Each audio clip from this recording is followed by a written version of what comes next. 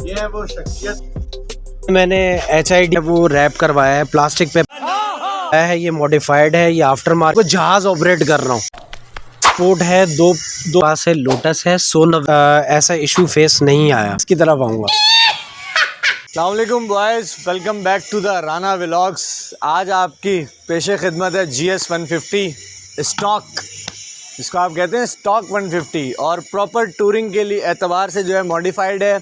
और ये बाइक जो है फैज़ान भाई राइड करते हैं, हमारे ग्रुप में ही राइड करते हैं, और फैज़ान भाई के हाथ से तैयार करता है ये बाइक है। उन्होंने 0 मीटर परचेज़ की है, और इनसे जो भी मॉडिफिकेशन इन्होंने की हैं और इसकी क्या कॉस्ट आई है और क्या इनका एक्सपीरियंस है और क्या इनकी जो एक्सपेंस कॉस्ट आती है, वो सारा इनकी ज़बानी जानेंगे। ये है वो शख्सियत जिनका हमें बेसब्री से इंतज़ार था, मिस्टर फैज़ान। कैसे हैं फैज़ान भाई आप? अल्लाह का शुक्र है, ठीक ठाक। आप सुना है राणा साहब, आप कैसे हैं? अल्हम्दुलिल्लाह फिट फाट। ये हैं भाई इस ब्यूटी के ऑनर, ये हैं स्टॉक वाले, और इन्होंने जो मॉडिफिकेशन की है इनसे जानते हैं। फैज़ान भी थोड़ा सा बताइए कि आपने बाइक के साथ क्या क्या मॉडिफिकेशंस की हैं। लाइट मुझे बहुत ज़्यादा दिक्कत है, मुझे सबसे ज़्यादा मसला होता है विज़न में, क्योंकि मेरा नाइट में मैं ड्राइव करता हूँ तो मुझे विज़न क्लियर चाहिए होता है। तो उसके लिए सबसे पहले मैंने अपनी लाइट चेंज की। लाइट में मैंने HID का इस्तेमाल किया। उसके बाद फिर जो है मैंने अपने पास असेंबलीज़ थी। मुझे बड़ा शौक़ होता था कि YBR वालों को देख देख के कि यार वो डिपर वगैरह लगाते थे, डिपर का यूज़ करते थे। तो मैंने क्या किया कि फिर मैंने आफ्टर मार्केट जो हमारे पास असेंबलीज़ आती हैं वो मैंने परचेज़ की, और फिर वो मैंने इंस्टॉल करवाई हैं, जो कि मुझे तकरीबन 2500 रुपये की मुझे इसकी कॉस्ट पड़ी थी। और अल्हम्दुलिल्लाह ये असेंबलीज़ जो है वो बहुत ज़बरदस्त किस्म की निकली हैं। गाड़ी बाइक वॉश होती है, सर्विस होती है, सब कुछ होता है।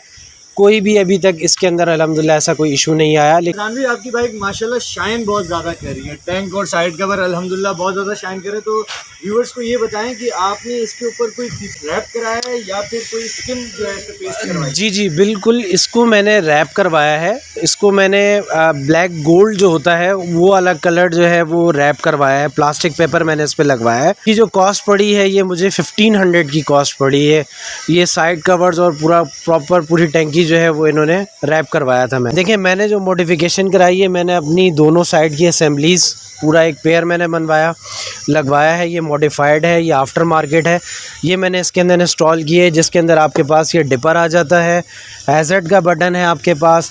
क्योंकि मुझे एक बहुत ज़्यादा परेशानी होती है, बहुत ज़्यादा बटन्स होते हैं, वो ऐसा लगता है कि मैं कोई जहाज़ ऑपरेट कर रहा हूँ।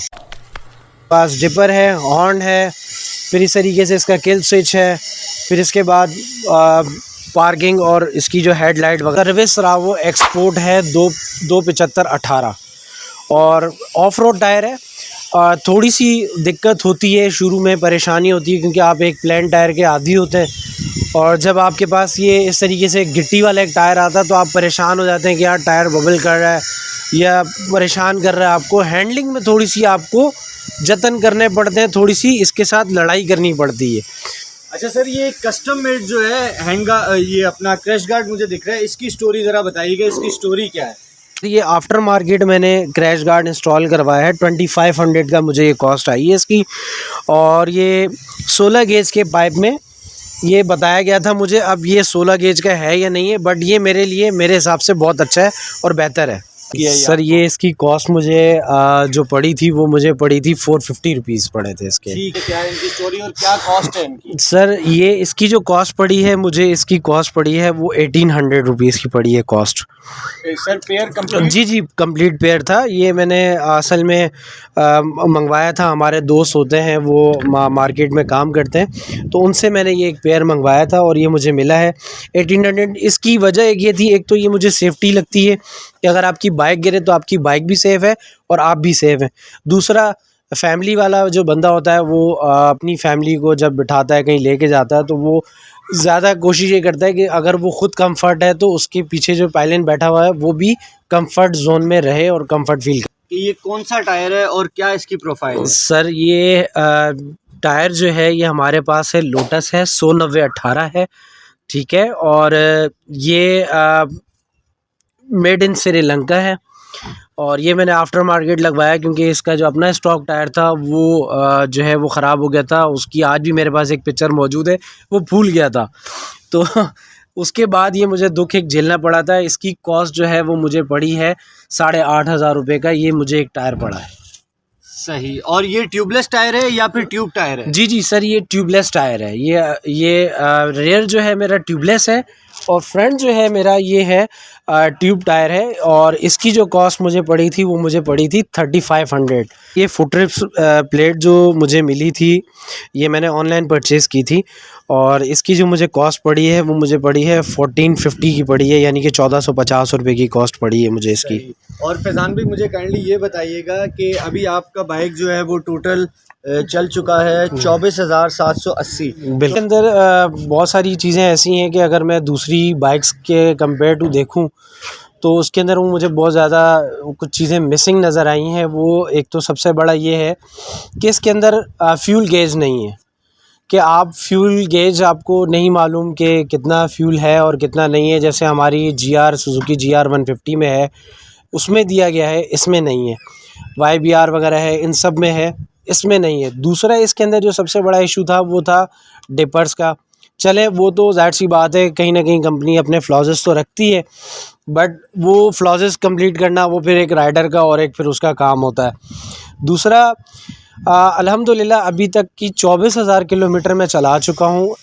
ऐसा चीज़ मुझे अभी तक ऐसा कोई इशू फेस नहीं करना पड़ा, क्योंकि अल्हम्दुलिल्लाह मैं इसकी बाइक की ट्यूनिंग प्रॉपर करता हूँ, प्रॉपर इसकी मेंटेनेंस, टाइमली ऑयल चेंज होता है इसका। और इसने मुझे अभी तक अल्हम्दुलिल्लाह ऐसा कोई ख़ास तंग नहीं किया, कोई ऐसा इंजन का काम नहीं है। नॉर्मली जो हमारे एक्सपेंसेस होते हैं, जो ऑयल चेंजिंग है और सर्विसिंग वगैरह के हवाले से है, वो अभी तक सेट चल रहा है अल्हम्दुलिल्लाह। मुझे अभी तक का कोई ऐसा इशू फेस नहीं आया। हाँ, बाकी जो इश्यूज़ हैं वो तो आपके सामने रहते हैं। सर GS के अंदर बहुत वेल नॉन इशू है वायरिंग के हवाले से, काइंडली वो बताइएगा व्यूवर्स को कि वायरिंग में आपने क्या क्या मॉडिफिकेशन करवाई है और क्या प्रोटेक्शन जो है वो आपने इस्तेमाल की हैं कि जिससे शॉर्टेज, और जैसे मैं इस्तेमाल किए गए इसमें ग्रिपिंग की है और ग्रिपिंग के साथ साथ जो है आपने अच्छी वायर का इस्तेमाल किया है। तो काइंडली ये बता दें कि देखने वाले भाई जो इसको इस्तेमाल करना चाहते हैं तो इसके पीछे क्या स्टोरी है। अच्छा राना साहब, मैं आपको ये बताता चलूँ कि वायरिंग के हवाले से मुझे अभी तक इसका कोई ऐसा इशू फेस नहीं आया। उसकी एक वजह ये भी है कि देखें, इसकी अपनी सुजुकी की जो वायरिंग है, शिकायत आती हैं, बिल्कुल होंगी, बट मैंने जो भी स्टॉक आफ्टर मार्केट जो भी चीज़ मॉडिफाई करवाई है, जो भी इंस्टॉल करवाई इसके अंदर, चाहे वो आप मेरी डेला लाइटें देख सकते हैं, ठीक है, उसके अलावा मेरे हॉर्न वगैरह देख सकते हैं, HID है, ये देख सकते हैं। तो इनके साथ मैंने प्रॉपर रिले वाला सिस्टम किया है, प्रॉपर हर चीज़ की अलग अलग रिले लगाई है ताकि वो मेरी वायरिंग पे ज़्यादा लोड ना पड़े, ठीक है। और इसके अलावा दूसरा, तार का आप अच्छे से अच्छा इस्तेमाल करें, अच्छा तार इस्तेमाल करें ताकि आपका तार जो है, आपकी बाइक की वायरिंग भी सेफ़ रहे, आपकी चीज़ें भी सेफ़ रहें। तो अल्हम्दुलिल्लाह अभी तक मेरे पास ऐसा कोई इशू नहीं आया, वायरिंग के हवाले से कोई मेजर इशू नहीं आया अभी तक। मंथली जो मेंटेनेंस कॉस्ट है आप 2000 लगा लें कि इसका अप्रॉक्सीमेटली मंथली जो है, मुझे इसका एक ऑयल चेंज है, एक ऑयल फ़िल्टर है, और वो मुझे चेंज करना होता है आफ्टर जो है वो 1500 और 2000 किलोमीटर्स के बाद। रेयर जो ब्रेक शू था वो मेरा फ़र्स्ट टाइम जो चेंज करवाया था वो मैंने आफ्टर 10,000 किलोमीटर के बाद मैंने इसको चेंज करवाया था, ठीक है। और फ्रंट ब्रेक पैड जो है, जो अपना जो इसका ओरिजिनल आता है, उसकी परफॉर्मेंस बहुत अच्छी है। मैंने जो ऑब्ज़र्व की है वो उसकी परफॉर्मेंस बहुत अच्छी है। आफ्टर मार्केट जो मिलते हैं उनकी परफॉर्मेंसेस थोड़ी सी बेहतर नहीं है, मतलब वो गुजारे लायक है जिसको हम ये कह सकते हैं। बट वो भी मुझे तकरीबन जो ओरिजिनल है वो भी 10,000 से 15,000 किलोमीटर्स तक का जो है ना, उन्होंने मुझे मार्जिन दिया और वो चेंज हुए हैं। माइलेज जो है वो इस बाइक की सर इस वक्त क्योंकि मेरे जो 2 अलग से टायर हैं, बिल्कुल आफ्टर मार्केट टायर्स हैं, उसके बाद थोड़ा सा एक इम्पैक्ट आता है मेरे पास। जो अभी मुझे जो इस वक्त ये बाइक जो माइलेज दे रहा है वो 36 to 38 kilo bad, which is not bad with your moods. आपने जो मॉड्स इसके अंदर किए हुए हैं अपने डिज़ायर्स के लिए, अपने स्टाइलिंग के लिए, बिल्कुल अपनी टूरिंग के लिए, उसके एतबार से 38 किलोमीटर जो है वो एक अच्छी एवरेज GS जी बिल्कुल बिल्कुल। अच्छा, सेकंड मुझे ये बताएं कि are you happy with it, are you satisfy with it? Purchasing decision से बिल्कुल मुतमईन हूँ, इस मशीन से भी बहुत मुतमईन हूँ। उसकी वजह ये कि इस मशीन ने मुझे कभी धोखा नहीं दिया। ऐसा धोखा जिसको हम कह सकते हैं कि इस मशीन ने मुझे कहीं रास्ते में खड़ा कर दिया हो या कोई ऐसा कोई मामलात हो गए हों, ठीक है। तो मैं इसकी पावर से बहुत ज़्यादा सेटिस्फाइड हूँ। ये एक अच्छा जिसको हम कहते हैं ख़ानदानी घोड़ा किस्म का जो पावर है इसकी, मैं इसकी पावर का दीवाना हूँ। सर, आपने इस पर्टिकुलर GS 150 के ऊपर कहाँ का टूर अब तक किया है? 24,780 किलोमीटर के अंदर आप कितना सिटी से बाहर ट्रैवल किया और कितना सिटी के अंदर ट्रैवल किया? देखें, मैं एक तो जहाँ मेरा जो पहला टूर था वो था मेरा करली झील का जंबीर साइड पे। पहला एक वो शॉर्ट ट्रिप था, मतलब मेरे लिए तो शॉर्ट था। फिर उसके बाद हमारा एक ग्रैंड था टूर था कुंड मलीर से फर्दर मोर आगे उड़माड़ा बीच, वहाँ हम गए। वहाँ हमारा जो था वो एक मेरा लॉन्ग टूर था। फिर उसके बाद नूरियाबाद वगैरह, ये इस तरह के छोटे मोटे टूर्स। और आज जो है वो हम आए हुए हैं मनोड़ा की साइड। तो अल्हम्दुलिल्लाह मैंने जितने भी अभी टूर्स किए हैं, मेरी एक ख्वाहिश है कि मैं इसमें एक दफ़ा एक नॉर्दर्न का एक टूर कर लूँ।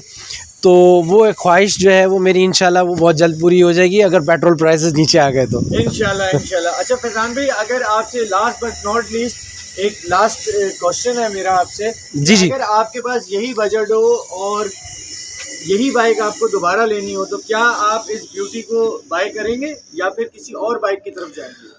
सर, अगर इस बजट के अंदर मुझे इससे अगर हाई परफॉर्मेंस की कोई इसी तरह की कोई चीज़ मिली तो डेफिनेटली मैं अपनी पावर को और इंक्रीज़ करूँगा बजाय इसके कि मैं नीचे आऊँगा। हाँ, अगर मुझे ऑप्शन ना मिला मार्केट में तो मैं ज़रूर इसको परचेज़ करूँगा, अगेन परचेज़ करूँगा। बट अगर इससे अच्छा आएगा तो ज़रूर मैं पहले अच्छे वाले की तरफ जाऊँगा, ना कि मैं इसकी तरफ आऊँगा।